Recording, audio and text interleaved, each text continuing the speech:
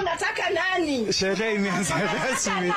Basi wanasema kwamba wanamwambia DJ ambaye ni mbunge Elachi kwamba aweke ile wimbo speciali ile ya Oni Papaja ambayo inasema unataka nani ama mnataka nani. Kwa hivyo ni sherehe ya kuadhimisha miaka 20 ya chama cha ODM, na tayari safari imengwananga kutoka kituo cha SGR cha Syokimau, yani SGR Terminus, na ni safari ambayo inaelekea moja kwa moja hadi jijini Mombasa, ambapo nauliza, umewahi kuona chama kinafurahiwa namna hii hapa Kenya? Wewe ni mtangazaji mashuhuri hapa Kenya. Umewahi kuona chama ambaye watu wamefurahia kama ODM hivi? Ndugu yangu bana, waambie wa Kenya bana, chama ni kimoja, chama ni ODM. Chama ni ODM. Chama ni ODM bana. Vyama vingine vya vijiji bana. Vyama vya vijiji. Basi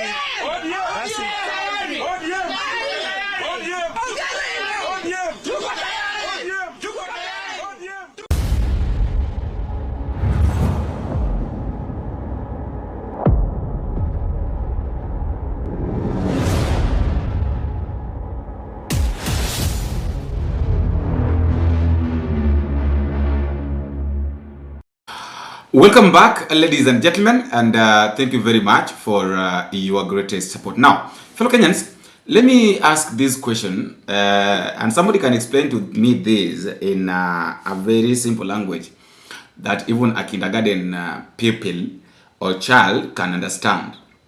Why is it that whenever we are approaching the elections, our leaders decides to do things, mysterious things that nobody expected them to do?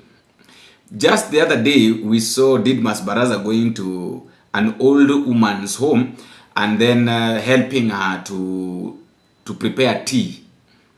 Ameenda paka jikoni, anamsaidia kupika chai, simply because he is targeting her votes. Now, yesterday went to Mbeere. Of course, tunajua ya kwamba there is an election that is supposed to go on in Mbeere North, and then after Itumbi had gone, Itumbi akaamua kupea watu mboga. Mboga 10 bob, I think, spinach ama skuma 10 bob, alafu unapewa na majani ya chai na nyanya.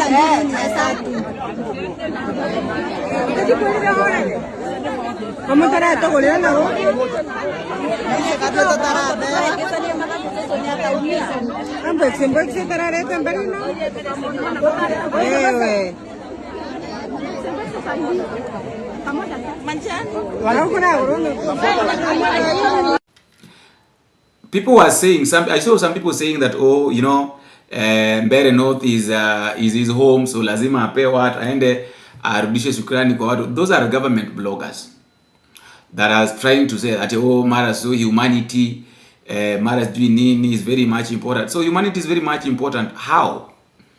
Humanity is very much important. Saa hindi unaona unaweza peleka, unapewa watu skuma ya 10 bob, alafu na majani ya madhani, I think majani ni ya 30 bob. So if you calculate ile kitu Itumbi alikuwa anapea watu hata ifiki 100 shillings, and then you are claiming that it's humanity.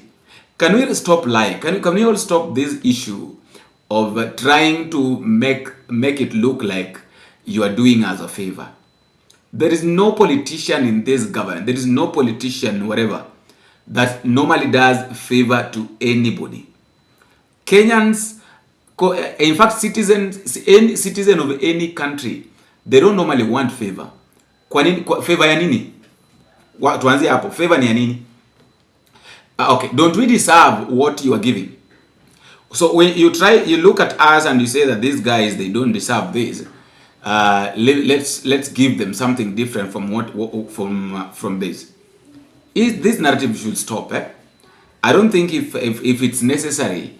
These ones are just dramas. You're just trying to tell people that we can come to you at any time, any moment we feel like we need to come to you, we can come to you.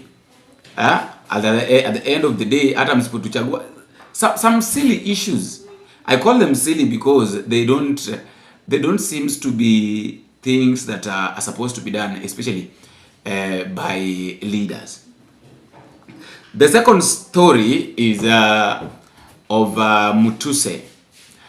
I heard Mutuse speaking yesterday in front of William Ruto in Makueni, and I think it is Kibwezi. And what Mutuse was saying, Mutuse was trying to say that they were not getting development because Rigathi Gachagua was in power. Huyu Profesa Kithure Kindiki, niseme nisiseme? Niseme nisiseme? Si mnajua niliondoa ule mtu ya kisirani? Huyo mtu ya kisirani nilikuwa naenda kuomba hii barabara ya kwenda Imali mpaka Ukia, anasema ati mimi siwezi kuona rais, ati kura yetu ni kidogo, hatuna shares kwa serikali. Nikaangalia nikienda kutafuta title deed ya Kinyoo, anasema wewe ngoja, Wakamba shares yenu ni kidogo, mtawapatia huko mbeleni, kwa saa hii wacha tupeleke mahali kwingine. Mimi nikaangalia nikaona tukimaliza miaka 5 huyu akiwa naibu wa rais wa nchi ya Kenya, watu wa Kibwezi, watu wa Kambani na watu wa Kenya hawatapata maendeleo. Ndio nikafanya ile kitu, jamaa kaenda akiendanga. Alienda hakuenda. Juzi niseme nisiseme? Niseme nisiseme? Juzi amekuja hapa, wakati alikuwa kwa serikali, alisema sisi kura yetu ni kidogo, hatuna shares, hatufai kupata maendeleo. Sasa yeye ako nje ya serikali, anakuja hapa anatuambia sisi ni cousin. Sisi ndio tunakuwa cousin ya yule mtu hayuko kwa serikali? Nyinyi mnataka kuwa cousin ya mtu ambaye hataki kukusaidia? Ndio maana tuko na naibu wa rais anaitwa Profesa Kithure. Profesa Kithure, or maybe was the deputy president. So any moment they went to ask for developments, they were being told that you are not part of and parcel of this government, you didn't contribute anything, you as Kambas. So you better wait first for those who contributed, for those who have shares, to get their own shares, and then you'll come back later. So I have a question to ask. If that is what you were told, and then maybe that is why you pushed for the impeachment of Rigathi Gachagua. I think it's been 2 years since Rigathi Gachagua was impeached, right? So after that, is there any development that has been done in Kibwezi, Makueni, those areas? No, maybe if there is, we can assume that Rigathi Gachagua was the bad one, or maybe Rigathi Gachagua was the one that was telling William Ruto that usipea hawa to project yote. But no, if not, then we should not. You know, leaders have got one problem. The people that we elect, they have one bigger problem. The problem that they have is this. They always want to find people to blame. Mara, yani wakishagundua kwamba there's nothing they've done, so they're looking for people that they can blame. Shalewa, they want to blame everybody. Mara this one, mara that. So they keep on blaming people for no good reason. Sometimes you wonder, sometimes you ask yourself that why all this blame? Why is it that we are being blamed for no reason? Why is it that we're blaming other people? Why is it that we're blaming the opposition? Why is it that we're blaming somebody who is not even part and parcel of the government? Why is it that you want to blame people? Wewe kama umeshindwa na kazi, wewe kubali kama umeshindwa na kazi. Acha kwenda kwa watu na unataka kujitetea, mara sijafanya kazi kwa sababu hii na hii, kwa sababu mtu fulani alikuwa kwenye serikali. Huyo mtu wakati ambapo alikuwa kwenye serikali alikuzuia kufanya nini? Was Rigathi Gachagua going to Kibwezi, to Makueni, in those parts of Kamba, and working with them, warning William that hao watu usiwape kura, ama hao watu wasipate development because they did vote for you? I don't think if that is what Rigathi Gachagua was doing.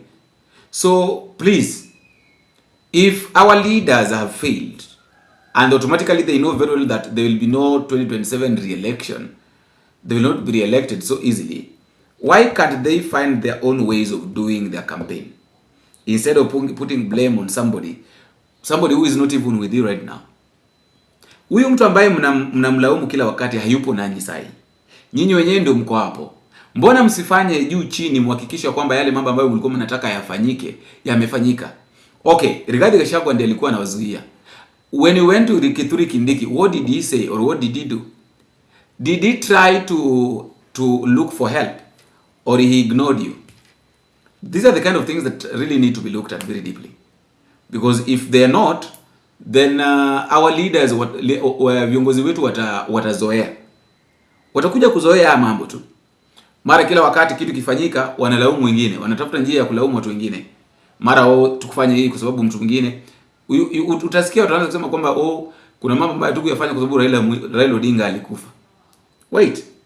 They start saying that unajua kifo ya Raila Odinga mara ilifanya nini? Ilituchangaza ndio maana hatukufanya mambo ambayo tulikuwa. How is the death of Raila Odinga connected with the development that was supposed to do for the people of Makueni, for the people of Western, of Central, or maybe of Nyanza? How? That is a very big different thing.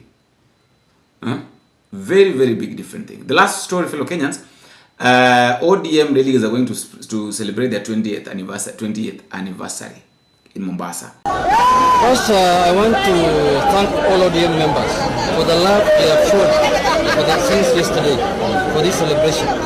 And we are not holding this celebration in Mombasa by accident, because ODM runs and rules from Indian Ocean to the Lake region, from the Lake region to the flatland of Northeastern, in the Nairobi city. That's ODM is all. Now we are going to Mombasa because Mombasa as a county has been an ODM zone since devolution started, since counties began in Kenya. Now the issue whether everyone is open, it's open to everyone. It's open to all Kenyans, but majorly to ODM members. It's ODM members who are celebrating their existence for 20 years and securing the gains that they have made for the last 20 years. And to celebrate the life, the legacy of our departed leader, the Right Honorable Raila Amolo Odinga. We are going to have a founders dinner. The people who founded ODM in the year 2005, and there are many, they are all over the country. The only party that boasts of national leaders in Kenya was KANU, and after that is ODM. So we are going to have His Excellency the President in the dinner, we are going to have Musalia Mudavadi, we are going to have the former Pentagon members, we are going to have Uhuru Kenyatta is available, we are going to have our first Secretary General Nyanya, we are going to have many leaders, old and new. You can see the new ones are here. The new generals are here. The Ruaraka man is here. The Chief Justice is here. The Chairman is here. You see the young leader, the Deputy Party leader here. 2042, I'm his running mate. He's running for president. 2042. So that's what's happening in ODM. We are excited. The chair is, our chair, party chair is here. The Council of Governors chair. The governor of Wajir, is an ODM governor in the heart of Northeastern. We have members of parliament from all over the country, from Nairobi. Young people, the Gen Z is here. The leader of Nairobi. The guy, the Jakachi, Elder. We have many people here. So we are saying that this is our time. We are celebrating ODM because we have every reason to celebrate. We have achieved a lot. This party is the party that made Kenya have democracy, have revolution, have a new constitution under the leadership of Raila Amolo Odinga, the great man, the legend, the man who conquered and ruled this country as the people's president. The speculation that the president is warming up in white there's a Somali saying that the road that you lose during the night, you can find it during the day. If he finds his road and his path back to where he began from, we have no problem. We will be welcoming everyone in this country.